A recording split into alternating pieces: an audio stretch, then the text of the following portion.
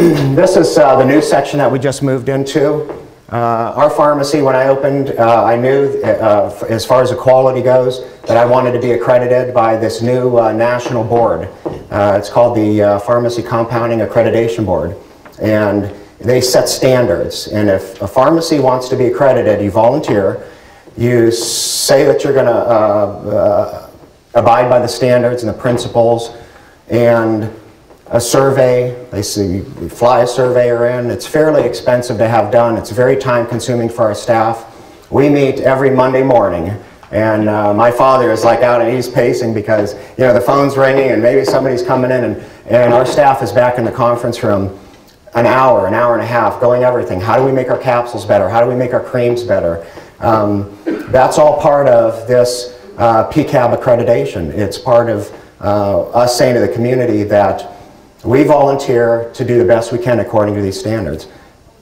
RC Compounding was the first one in Ohio to be PCAB accredited. Still, to date, there might be 2 or 3 pharmacies, compounding pharmacies in Ohio that have stepped forward to voluntarily get that designation. But all that we do with respect to making capsules, there's Melissa making some capsules. We have a section designated just for the creams that we make. We have our area that we count. You can see, depending on what various doctors like to prescribe, we try to anticipate, make enough for certain refills. This is where we make our progesterone triturates, and a lot of the females are aware of the progesterone triturates that we make. This is the entrance into the clean room. Not only do we do non-sterile compounding, when I opened originally it was just for sterile only. So sterile compounding involves a lot of work to keep things clean, a lot of policies and procedures to make sure that you're gowning and scrubbing and going in, and it's in a sterile environment. This is inside of our clean room. We have a laminar flow hood. Here I'm making up some progesterone, injectable progesterone. This is a barrier hood that is super clean, also protects the workers from contamination. And our employees. Nobody wanted to stand up tonight, so I just thought I said, well, if you guys aren't going to stand up if I call your name, then I'm going to get a picture of each of you. Well, I was on vacation, and they texted me a picture of Dave holding down the fort. Dave's a pharmacist there at RC Compounding, holding down the fort. Lynn, our office manager, and Kim, and we have Gina. Gina's in charge of the sterile side of the operations. Our Employee of the Year, Kristen, to whom I owe a case of toilet paper, I believe. We'll talk about it at the Monday morning meeting. This is going to be a new RC Compounding policy, Kristen.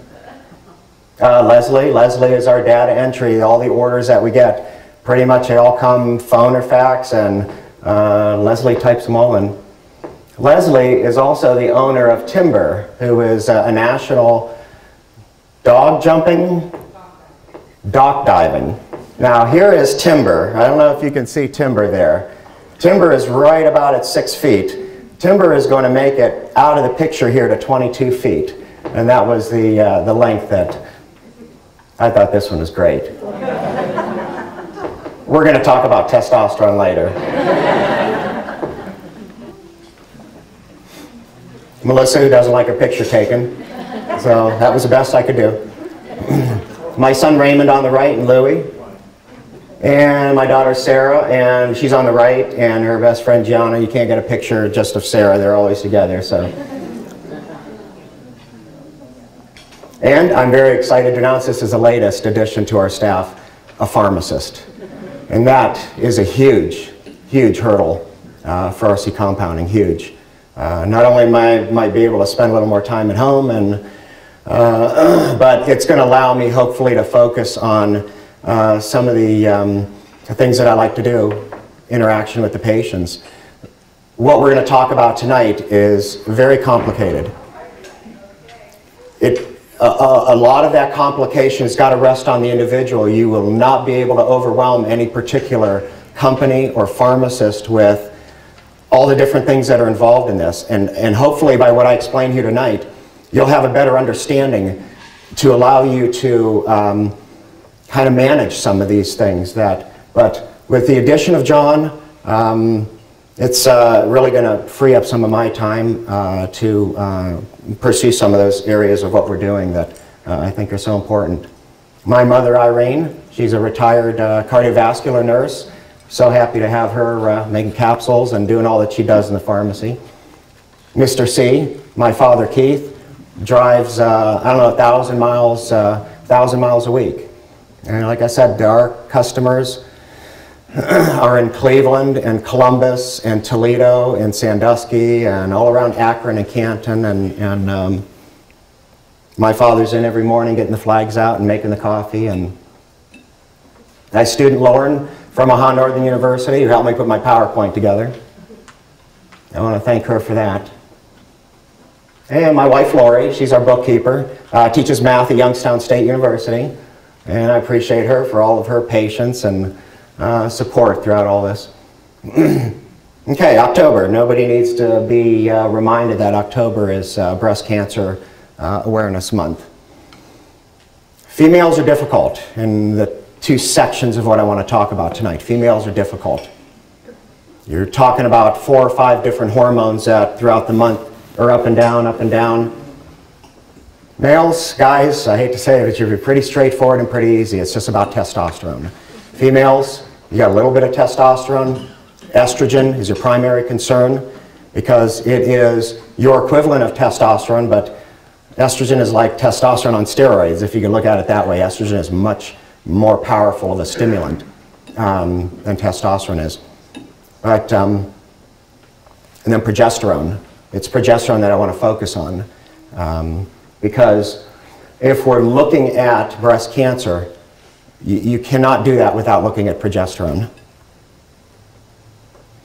So Breast Cancer Awareness Month, we went to the Lowville-Jackson Milton football game, and it was very clear as soon as we walked in that the community understands something. They may not know all of the intricacies of what we're going to talk about tonight, but it is very clear that they understand that something's going on.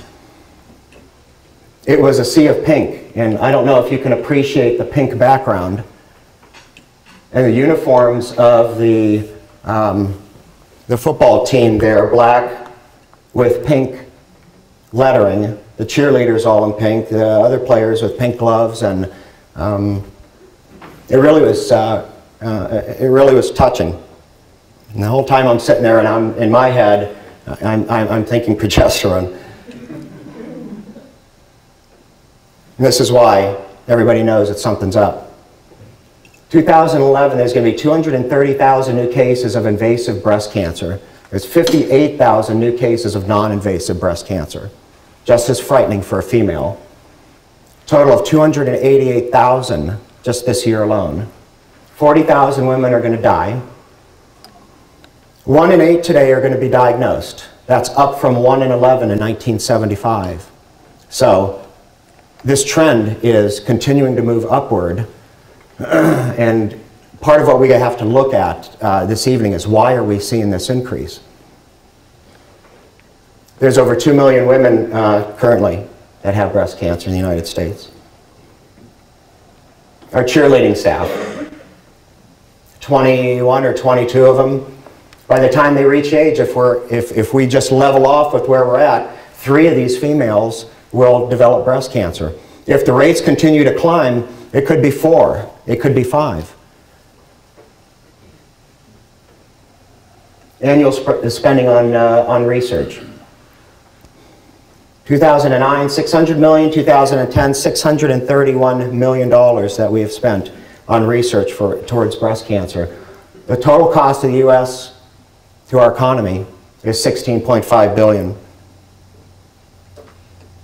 I thought the back of their shirts were cute. Fight like a girl.